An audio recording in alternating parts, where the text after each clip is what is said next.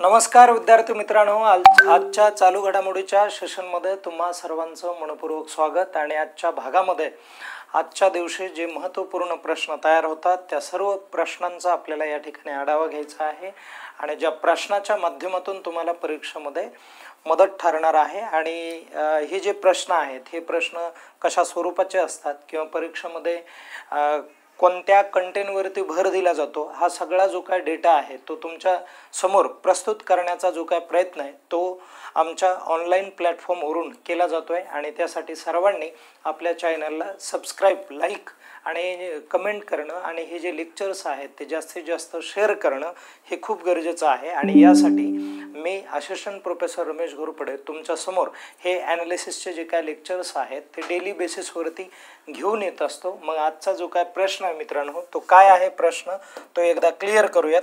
लक्ष द्या, इथे काय म्हटलं आहे तर भारत नेट योजना आहे आणि या भारत नेट योजनेखाली सर्व ज्या काय ग्रामपंचायती आहेत या ग्रामपंचायती जोडण्याचं जे काय काम आहे ते कोणत्या राज्याने केलेलं आहे आणि जे राज्य भारतातलं पहिलं राज्य ठरलेलं आहे असा हा प्रश्न आहे। मग प्रश्नाचं जे काय स्वरूप आहे ते व्यवस्थित समजून घ्या। भारत नेट योजनेखाली सर्व ग्रामपंचायती जोडणारे भारतातील पहिले राज्य कोणते, अशा पद्धतीचा अतिशय चांगला जो काय प्रश्न आहे तो प्रश्न वन लाइनर फॉर्ममध्ये तुम्हाला दिसतोय आणि त्याचं करेक्ट जे काय उत्तर आहे ते पंजाब असणार आहे मित्रांनो। आता या नेटवर्किंग सिस्टीममुळे काय होणार आहे तर जेवढ्या काय प्रत्येक गावामध्ये पंजाबमधील प्रत्येक गावामध्ये असणाऱ्या ज्या काही ग्रामपंचायती आहेत त्यांचा जो कारभार आहे तो ऑनलाईन बेसिसवरती म्हणजे लक्षात येणार आहे, निदर्शनास येईल। आणि प्रत्येक जे काही घरं आहेत ते देखील या ऑनलाईन नेटवर्किंगच्या सिस्टीममुळे जोडले जाणार आहेत। तर यामध्ये कुठेतरी पारदर्शकता राहावी कामामध्ये, हाही त्या पाठीमागचा एक महत्त्वाचा उद्देश असलेला आपल्याला बघायला मिळेल। आणि त्यानंतरचा जो काही प्रश्न आहे तो एकदा आपण समजून घेऊयात। बघा काय म्हटलंय, राष्ट्रपती द्रौपदी मुर्मू यांना गार्ड ऑफ ऑनर ने कोणत्या देशाने सन्मानित केलेला आहे, अशा पद्धतीचा प्रश्न आहे। आणि परीक्षेमध्ये मोठ्या प्रमाणात पुरस्काराच्या संदर्भात प्रश्न असतात।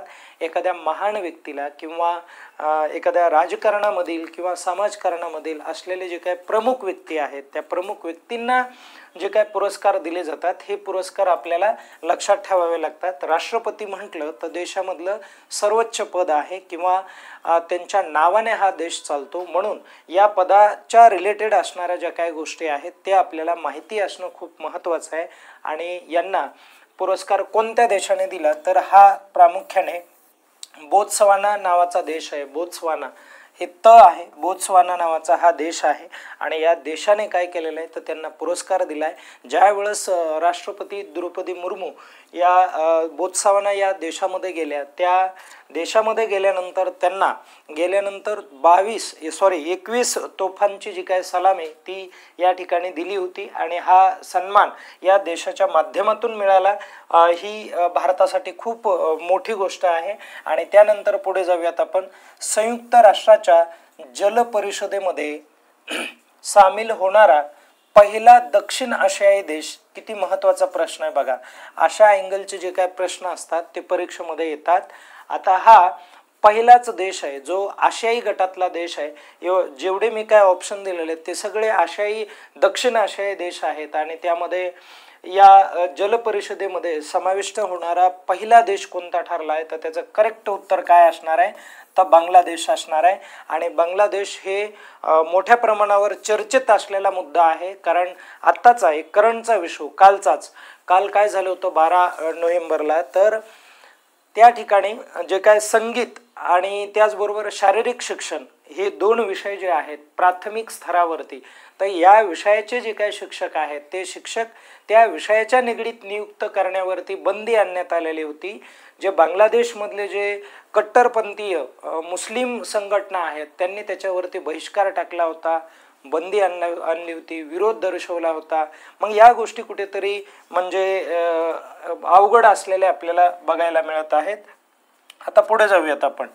त्यानंतर बघा, आंतरराष्ट्रीय पातळीवर फरारी रेस करणारी पहिली भारतीय महिला कोण ठरली आहे, असा प्रश्न आपण तयार केलेला आहे। आंतरराष्ट्रीय पातळीवर फेरारी रेस करणारी पहिली भारतीय महिला, याचं करेक्ट जे काय आन्सर आहे ते काय आहे तर डायना पुंडोले अशा पद्धतीची ही महिला आहे. आणि हा जो प्रश्न आहे हा 100% आपल्याला विचारण्याची शक्यता आहे. का माहिती आहे का? कारण ही महिला महाराष्ट्राची रहिवासी आहे. कुणाची रहिवासी?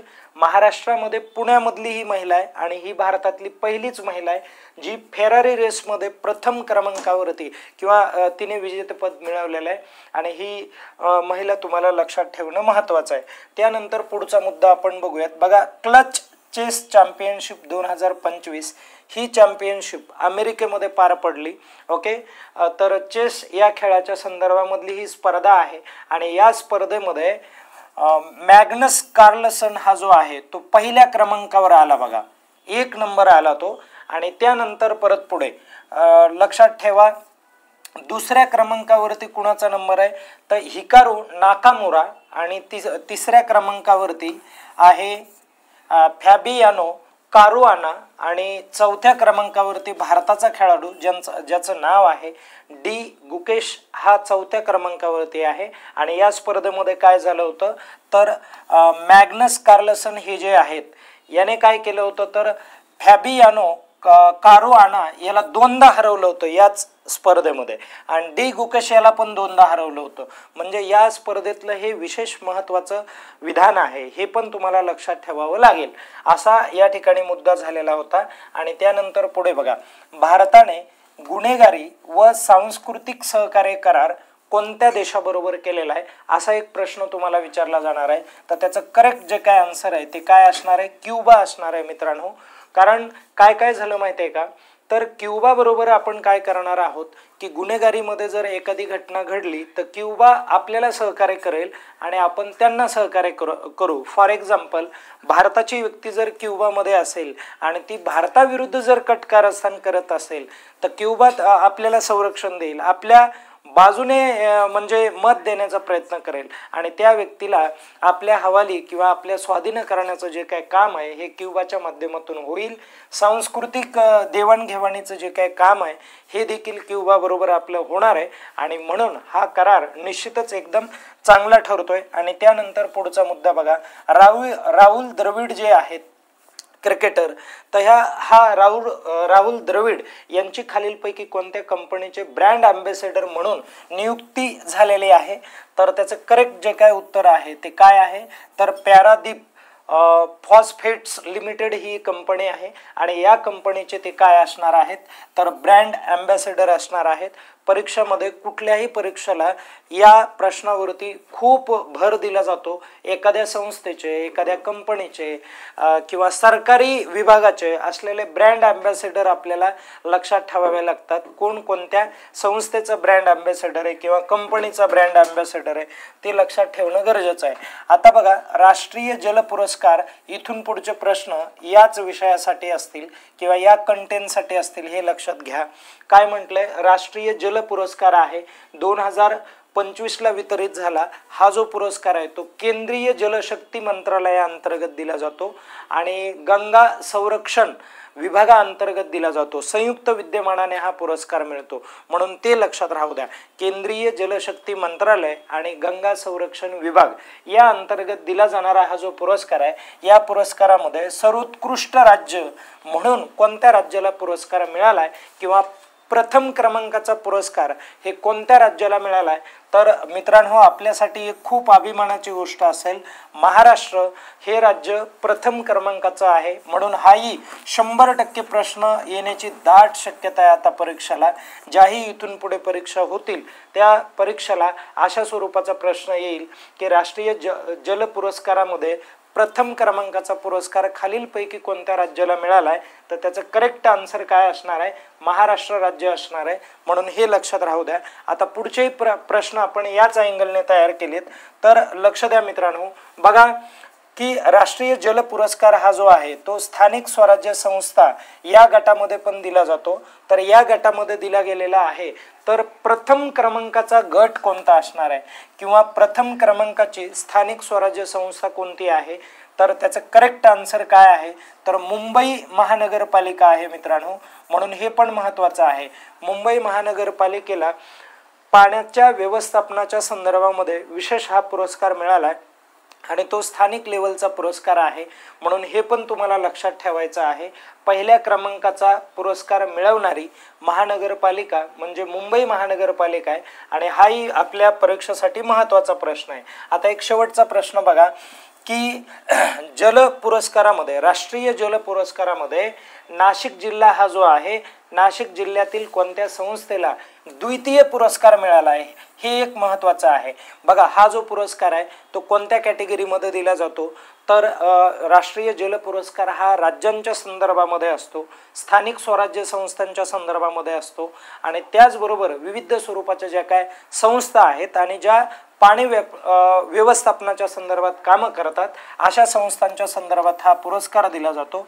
या प्रश्नाचं करेक्ट उत्तर काय असणार आहे, तर बघा कानिफनाथ हे जल उपयोग संस्था ही जी संस्था आहे जी पाण्याच्या व्यवस्थापनासाठी काम करणारी, या संस्थेला हा पुरस्कार मिळालेला आहे. म्हणून तुम्ही जर नाशिक जिल्ह्यामध्ये जर फॉर्म भरत असाल तर हा प्रश्न तुमच्यासाठी डेफिनेटली महत्त्वाचा आहे. अशा स्वरूपाचे प्रश्न तुम्हाला येणार आहेत कारण स्थानिक लेवलचे प्रश्न हे परीक्षेमध्ये मोठ्या प्रमाणावर विचारले जातात. या ठिकाणी आपण थांबूयात. आजचे हे प्रश्न या ठिकाणी पूर्ण झालेले आहेत. तत्पूर्वी सर्वांनी अभ्यासाचं व्यवस्थित नियोजन करा. प्रत्येक घटकाला एक विशिष्ट वेळ देणं खूप महत्त्वाचं आहे आणि विशेषतः कोणत्या विभागाला वेळ द्यावा लागणार आहे तुम्हाला, ज्या विषयामध्ये तुम्हाला सर्वाधिक कमी मार्क्स येतात त्याला जास्तीत जास्त वेळ देणं हे खूप गरजेचं असतं आणि त्याची एक प्लॅनिंग करावी लागते. त्यामध्ये तुम्हाला कुठले अवघड चॅप्टर्स जातात त्याची तुमच्याकडे लिस्ट पाहिजे आहे, कोणते सोपे आहेत तुमच्या म्हणजे नुसार ती तुम्हाला माहिती पाहिजे. त्यानंतर तुम्हाला योग्य ते नियोजन करता येईल. या ठिकाणी आपण थांबूयात. धन्यवाद.